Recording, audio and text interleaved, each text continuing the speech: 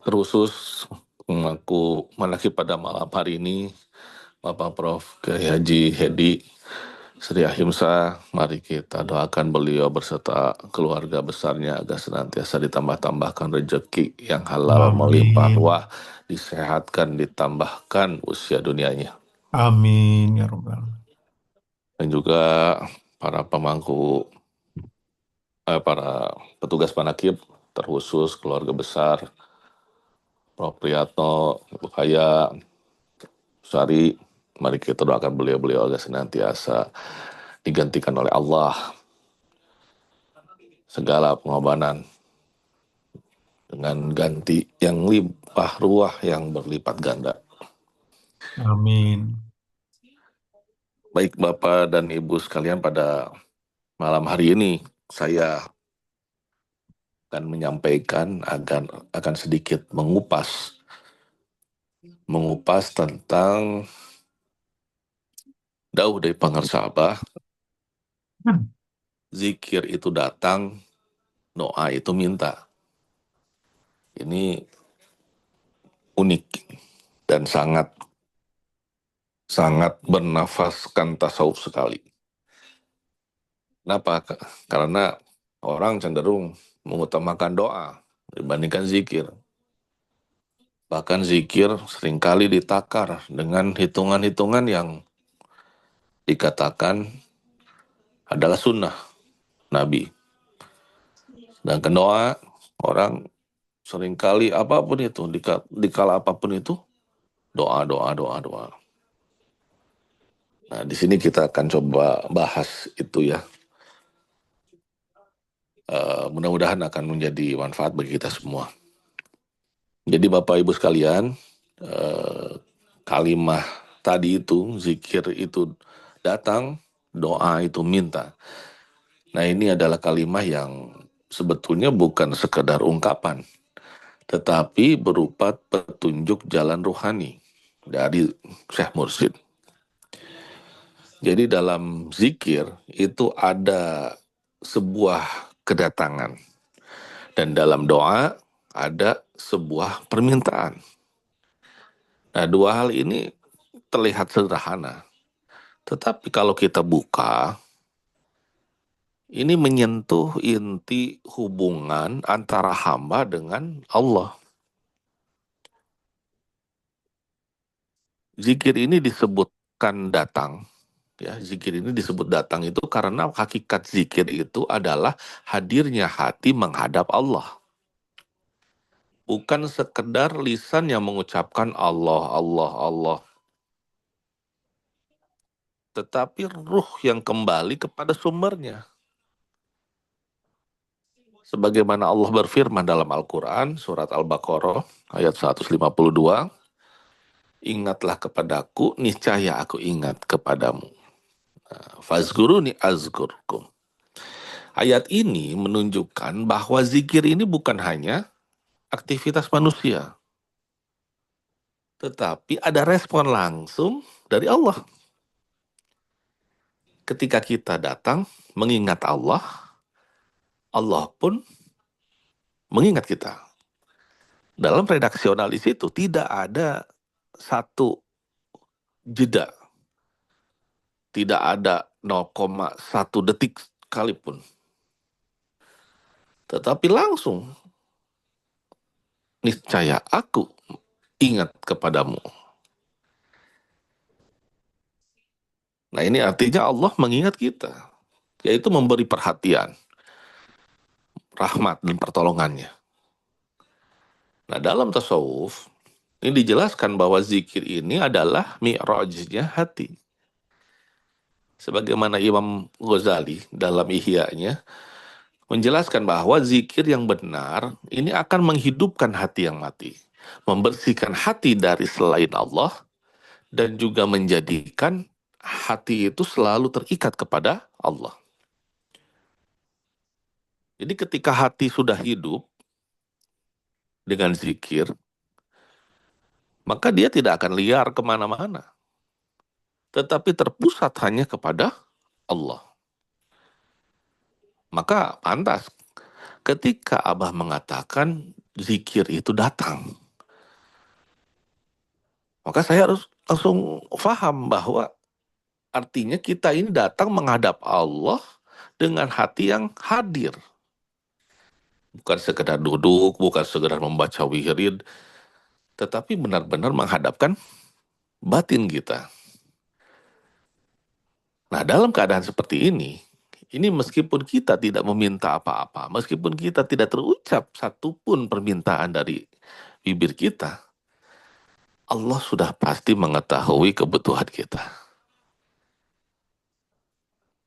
Dalam surat Ali Imran ayat 119, Allah berfirman, sesungguhnya Allah maha mengetahui isi hati. Jadi Allah itu tidak menunggu kita meminta. Bahkan sebelum kita meminta, Allah sudah tahu apa yang kita butuhkan.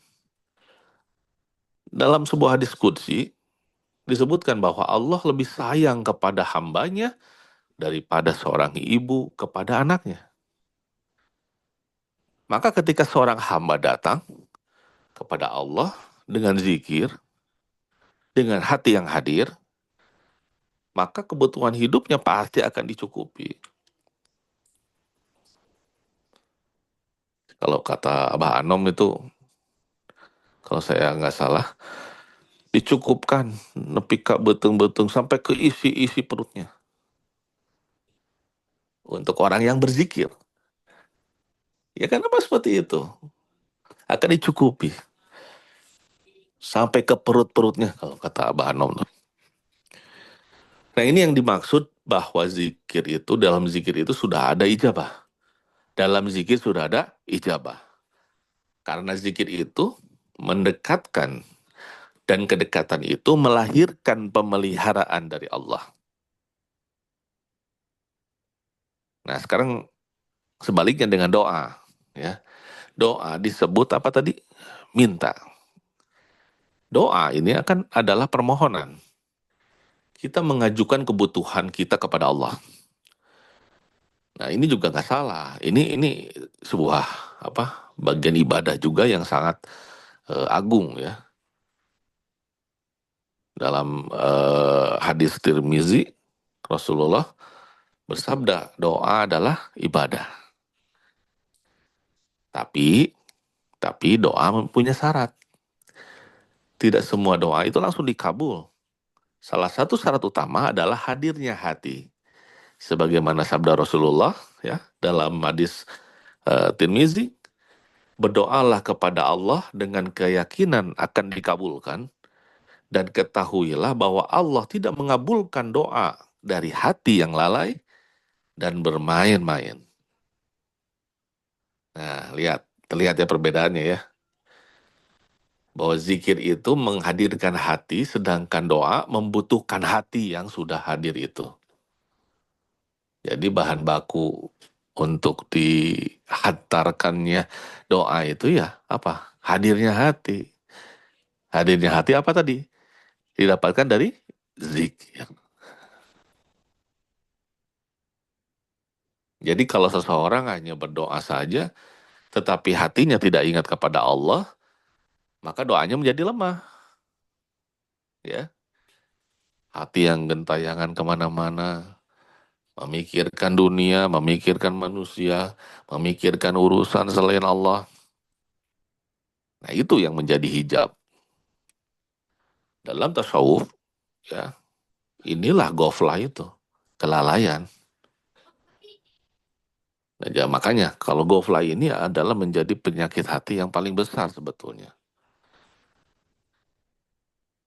Ya, jadi goflah ini dilarang oleh Allah ya dalam surat Al-A'raf ayat 2205. Dan janganlah kamu termasuk orang-orang yang lalai. Yang lalai apa? Yang goflah itu. Jadi orang-orang yang lalai ini, meskipun lisannya berdoa, tapi hatinya tidak sampai kepada Allah. Maka doanya terhalang. Bukan kepada Allah tidak mau, bukan karena Allah tidak mau mengabulkan, bukan. Tetapi karena hati itu sendiri tidak hadir. Jadi hati itu tidak benar-benar menghadap. Dalam kitab tasawuf ya, dalam kitab Hikam, Ibnu Athaillah menjelaskan bahwa salah satu tanda tertolaknya doa adalah hati yang tidak hadir. Ya, bahkan beliau mengatakan bahwa jangan terlalu sibuk dengan permintaan, tetapi sibukkanlah diri dengan kedekatan kepada Allah, karena ketika dekat segala kebutuhan akan diurus oleh Allah. Nah ini kalau kita kembalikan tadi kepada Dawu Abah Awas, ya sejalan dengan makna zikir itu datang, doa itu minta. Zikir adalah jalan kedekatan, doa itu adalah jalan permohonan. Nah, jika kedekatan itu sudah terbangun, ya, maka permohonan tidak lagi menjadi suatu yang berat.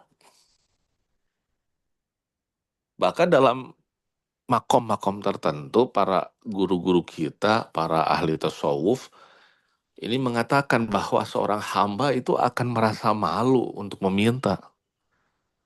Karena ia yakin Allah itu sudah mengetahui segalanya. Tapi jangan salah, kita tidak boleh menyalahkan orang lain, tidak boleh menyalahkan orang-orang yang berdoa, ya. Bukannya tidak boleh berdoa, tetapi tolong dirubah. Doanya berubah dari sekedar permintaan, apalagi permintaan dunia, menjadi ungkapan kerendahan diri di hadapan Allah. Sebagai ungkapan menghadapnya hati kepada Allah. Rasulullah sendiri kan orang yang paling banyak berzikir dan juga berdoa. Tapi eh, sejauh yang saya tahu, beliau itu zikirnya itu paling kuat, sangat kuat dalam berzikirnya. Dalam keadaan beliau berzikir, bahkan dalam Al-Quran sendiri disebutkan dalam surat Ali Imran ayat 191, orang-orang yang mengingat Allah dalam keadaan berdiri, duduk, dan berbaring. Nah ini artinya apa? Duduk itu bukan sekedar aktivitas sesaat ketika sesudah sholat saja, tetapi keadaan hati yang terus-menerus. Sedang apapun kita zikir. Nah, kalau orang yang sudah menerima talqin zikir, maka itu harus disyukuri sebagai karunia, karunia yang besar. Jadi talqin itu bukan sekedar diajarkan lafaz bacaan saja, tetapi ditanamkan jalan untuk menghadirkan Allah di dalam hati. Jadi orang yang sudah ditalkin itu udah tinggal mengamalkan saja. Sudah diberi jalan, sudah diberikan suatu radio, tinggal dinyalakan. Jadi tidak perlu lagi kita sibuk untuk meminta ini dan itu, segala disebutkan, karena dalam zikir yang benar sudah ada ijabah.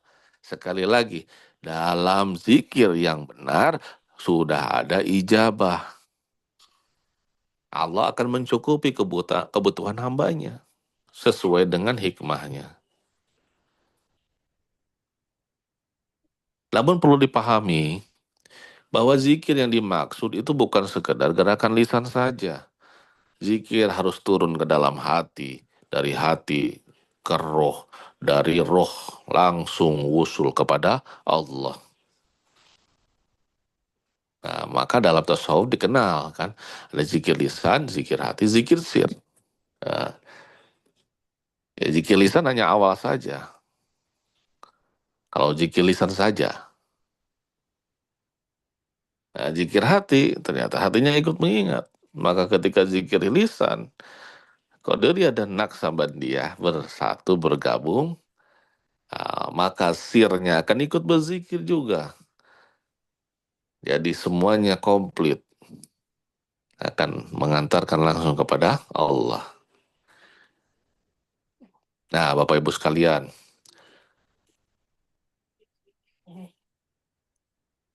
yang dimaksud oleh para wali bahwa ada orang yang tidak banyak berdoa, tapi hidupnya penuh dengan ijabah. Itu kenapa? Karena orang tersebut hatinya selalu bersama Allah. Ada yang seperti itu, ada. Ya, tidak terlihat tangannya ke atas, berdoa, gitu. Bahkan seringnya berada di pasar. Sholat sepertinya terlihatnya sekedarnya. Tetapi jangan salah, banyak yang diijabah oleh orang tersebut. Ini banyak karomah-karomah seperti itu. Nah, harus kita fahami bahwa orang tersebut berarti sedang bersama Allah. Hatinya terus berzikir. Meskipun tidak seucap kata dari mulutnya, itu apa permintaan apapun itu, tetapi Allah memberikan semuanya. Bahkan sebelum tercetus di dalam hatinya untuk meminta pun Allah sudah datangkan. Ini kalau kita sering buka-buka Facebook atau buka-buka apa namanya karomah-karomah para wali, itu sering kita dapatkan seperti itu. Sebaliknya ada juga orang yang banyak berdoa tetapi ternyata tidak dikabulkan. Nah, ini makom-makom awam, makom umum. Bahkan makom kita semua ya. Kita selama ini mungkin berdoa banyak banget. Ya dulu mungkin sebelum ditalkin kita umroh atau haji ya. Kita bacakan banyak doa ketika apa? Ketika tawaf, ketika sa'i. Tapi ketika sudah ditalkin, kata Abah apa? Sudah mulut mingkem, hatinya zikir khafi. Nah, di situ. The next level of doa. Kalau zikir itu, saya katakan seperti itu. Ya, karena meskipun mulut mingkem, tapi hati zikir khafi, maka pada saat itulah bukan hanya permintaan, tetapi apapun yang kita butuhkan Allah sedang penuhi. Karena kedekatan kita kepada Allah, menghadapnya hati kita kepada Allah. Bapak Ibu sekalian rahimakumullah, jadi yang diperbaiki itu bukan hanya lafaz doa saja, tetapi yang paling penting adalah keadaan hati. Bagaimana hati itu menghadap kepada Allah. Bagaimana orang tersebut mensucikan jiwanya. Mensucikan jiwa dengan apa? Dengan zikir. Karena zikir membersihkan hati dari selain Allah. Ketika hati sudah bersih, maka ia menjadi tempat wasilah turunnya rahmat kepada dirinya, kepada keluarganya, kepada orang-orang di sekitarnya. Jadi orang yang sedang berzikir itu sebetulnya sedang membuka pintu ijabah. Ia tidak selalu harus mengetuk pintu itu dengan permintaan. Kalau kita ibaratkan dengan pengemis itu. Cukup hadir di depan pintu, maka pintu itu akan dibukakan. Nah, itu makomnya orang zikir. Makomnya seorang muzakir. Kalau seorang pengemis itu mengetuk pintunya lalu kemudian meminta uang. Tapi kalau seorang muzakir cukup berdiri saja sudah dibukakan. Ibaratnya seperti itu. Nah, ini maknanya dari zikir itu datang. Datang kepada Allah, menghadap kepada Allah, hadir di hadapan Allah. Dan ketika sudah datang, tidak perlu lagi bicara. Karena Allah sudah tahu. Ya. Tapi ya karena manusia jadi sering terbalik. Lebih sibuk meminta daripada mendekat. Lebih banyak berdoa daripada berzikir. Padahal yang mengabulkan doa itu adalah zikirnya. Jadi seharusnya zikir yang diperbanyak agar hati ini hidup. Ketika hati hidup, maka satu doa saja sudah cukup. Bahkan kadang tanpa doa pun Allah sudah penuhi, sudah memberi. Jadi Bapak Ibu sekalian, cukuplah kita bersyukur. Tidak ada waktu untuk kita tidak bersyukur atas ditalkinnya kita mendapatkan talkin zikir dari Pangarsa Guru Agung. Karena ini menjadi wasilah terkabulnya doa kita semua. Jadi mari mulai dari sekarang, setiap kita berdoa, kalau kita memberanikan diri untuk berdoa, tidak malu lagi untuk meminta kepada Allah, maka sambil hatinya berzikir. kalaupun tidak mengucapkan dalam lidah kita permintaan-permintaan, cukup dengan zikir khafi saja, Allah sudah mengetahui dan Allah yang akan mencukupi. Semoga bermanfaat. Assalamualaikum warahmatullahi wabarakatuh. Waalaikumsalam.